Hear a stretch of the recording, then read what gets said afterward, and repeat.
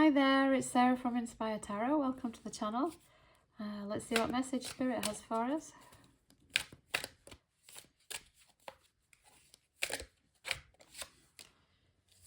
First card out is the Lovers. So on our spiritual journey, relationships as lovers is probably one of the most challenging things that we can face. It's also one of the things that as humans we tend to want the most, and we've been taught by the ego that a romantic relationship is like the epitome of what love is, but really we know that that's just a false idol, or a poor imitation when it comes to the love of God. To believe that one other person will satisfy us and that's it is kind of crazy. It's kind of a joke. But our love relationships really show us where we're invested in specialness and we have lots and lots of expectations. I know in romantic relationships I've had in the past, they were so loaded with expectations. You know, you want the other person to behave a certain way because we have an idea of what a relationship is. But often our idea of what a relationship is extremely distorted. It's almost like we want someone else to shore up our weaknesses. We want them to never trigger us. But the Spirit has the opposite idea. You know, the Spirit knows that we're worthy of so much more and wants to challenge us through relationships to heal. But to the ego, this can be really shocking and challenging.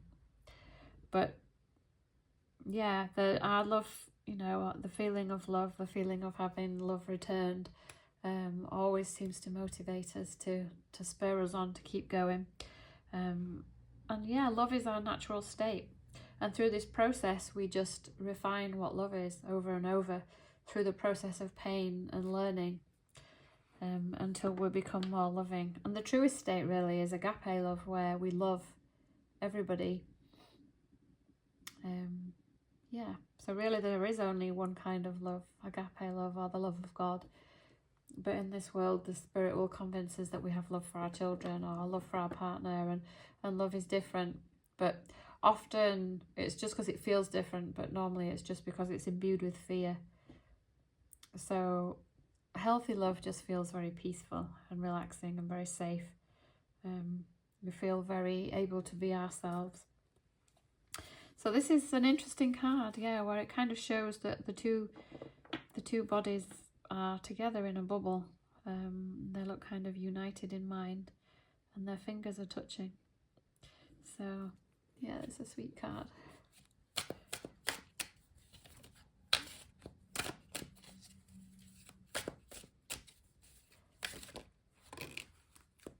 The next card is two cards.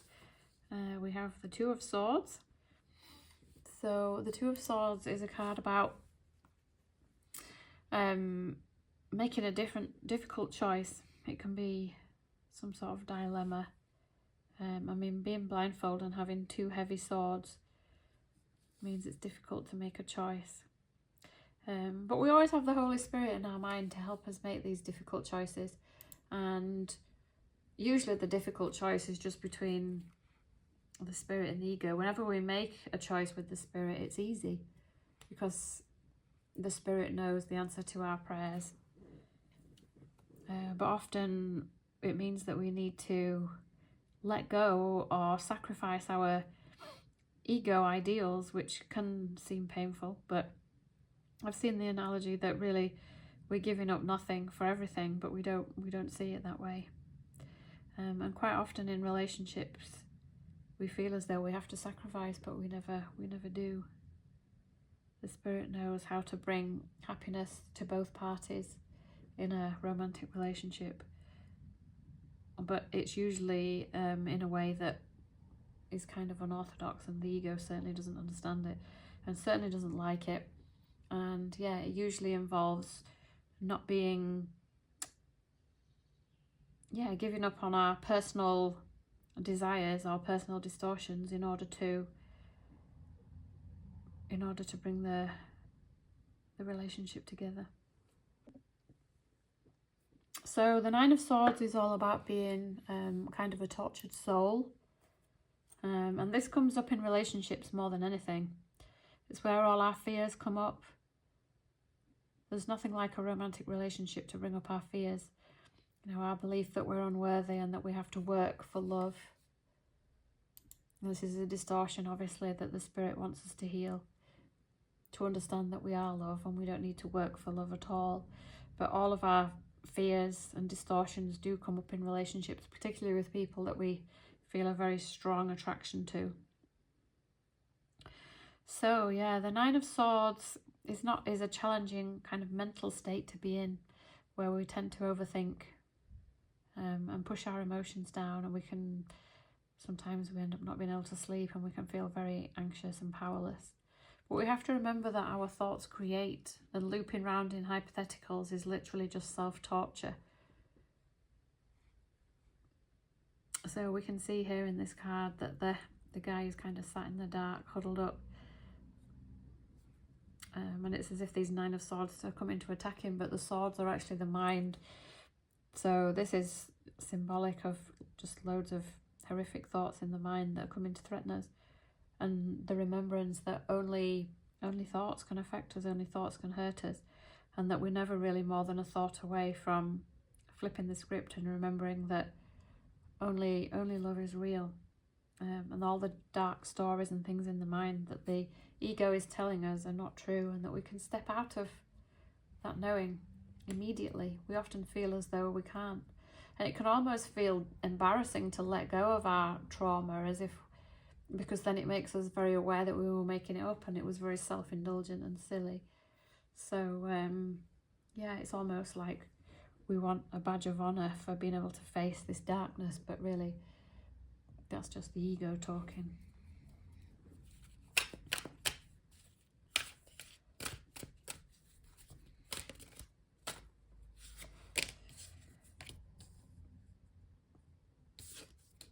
Six of Wands. So the Six of Wands is a card all about victory and success. And yeah, we can feel in this state after we've stopped listening to the ego and returned our mind to the Spirit. With the Star, the Spirit is always just very focused on us healing and following our purpose. And we know that our purpose may seem to take on different activities in form, but our purpose is really healing of the mind. And every time we choose the Spirit over the ego, we are successful. That is a victory. That is a miracle, to choose love over fear. And we know with the Star card that the Star card kind of talks about us being very aligned with our purpose. And our purpose, like I said, is with healing, is with returning to the right mind. So the Star card is just a nice symbol for hope and optimism. And healing is gradual, you know. We get to have a bit of clarity and then we fall backwards. A bit of clarity and then we fall backwards. So I would say the healing journey is very interspersed with bits of light and bits of darkness, and that's kind of how it goes. It does say in A Course in Miracles for the development of trust that there's 6 stages and 4 of them are dark. But it's worth it to go through them. It's worth it to go through the dark. And I think one of the things I like about the journey is knowing that consciousness never goes backwards, so we can't really go backwards. We can feel as though we're going backwards, and the ego can try desperately to convince us that we're going backwards, but we can never go backwards. We are aligned with our destiny when we purify the mind, because our destiny is to return to the unified mind. And really we never have left the unified mind, but we have this hallucinatory voice in the mind telling us that we have left and that we need to return, and that we can never get back there, or that the ego is always trying to tell us that salvation comes in the form which it doesn't, which is the trap, which is the false, the fool's gold and the carrot. And we really need to turn back within to the mind to remember that's where the power is, and that sanity is in united thinking.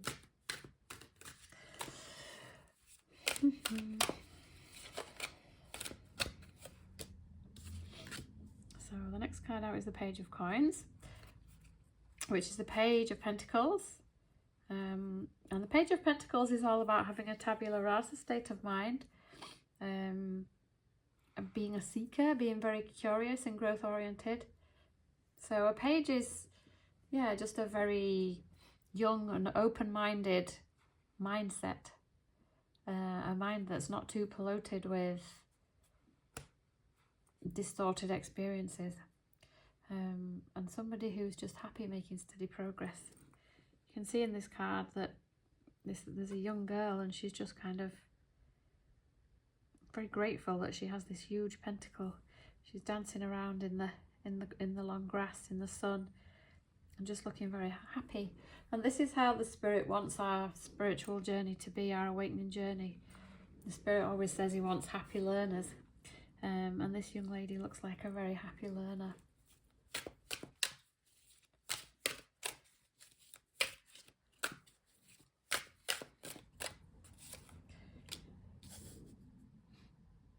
Now the next card out is the Emperor. So the Emperor again is a very powerful leader, somebody who's very empowered and stable, somebody who is very principled and wise, someone who's definitely respected and firm. So these are all qualities of, yeah, strong masculinity.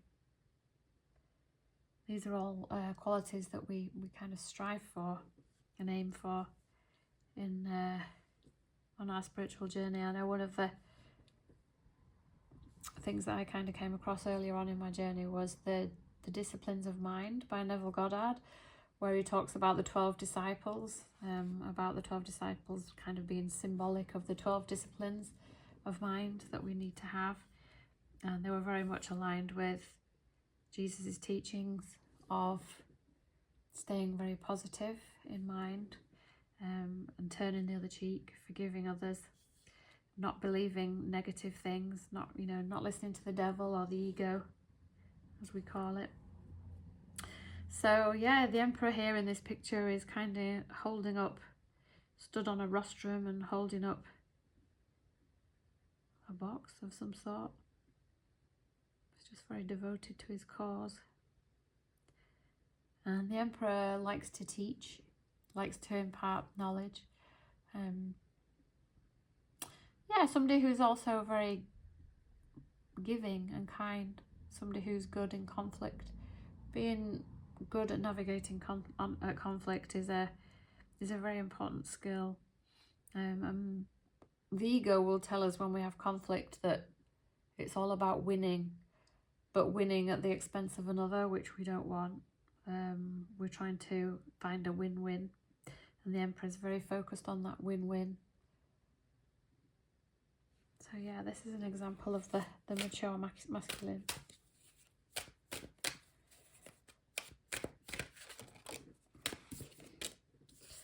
The next card out is the Four of Swords.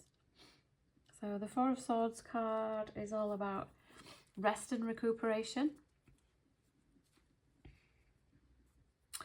Quite often we can feel very overwhelmed and recharge. I think if we're doing the right thing on our spiritual journey, then we will feel overwhelmed because the darkness will be flushed up. And it's very tempting for the ego to get hold of it and start winding us up. But the Spirit really wants us to just rest and recharge and integrate. And in heaven, of course, there is nothing to do other than extend love, and be in gratitude. It's just like a mental state. So the Four of Swords is very much about emulating that state where we're just in gratitude. We're just still. We don't need anything hugely shiny or anything to distract us. We're just kind of going to pause and reflect and fall back into the stillness. And the swords are all about the mind. So this is just, again, quieting the mind. I like how this little bird has come as a symbol. The universe always sends in symbols to help us. I think animals make wonderful symbols. Everybody loves animals as symbols on the spiritual path.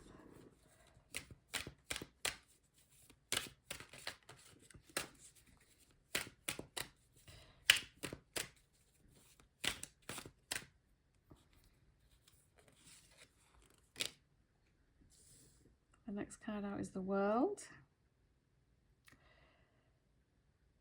So yeah, the World card is all about satisfaction and wholeness, and celebrating our accomplishments. I need to cover up this young lady. Beautiful though she is.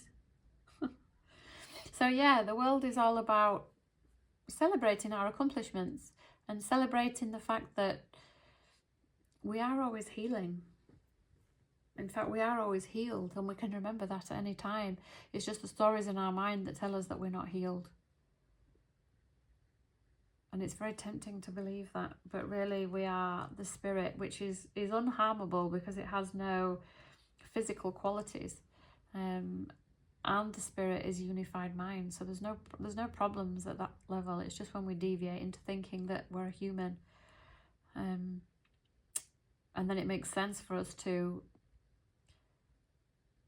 revel in our achievements and our success and our progress. And when we do something well, or when we join with other people, just a gratitude and a feeling of grace for the fact that we're on this journey, and that God is there for us, and that there's a higher truth and a higher healing for us to rely on.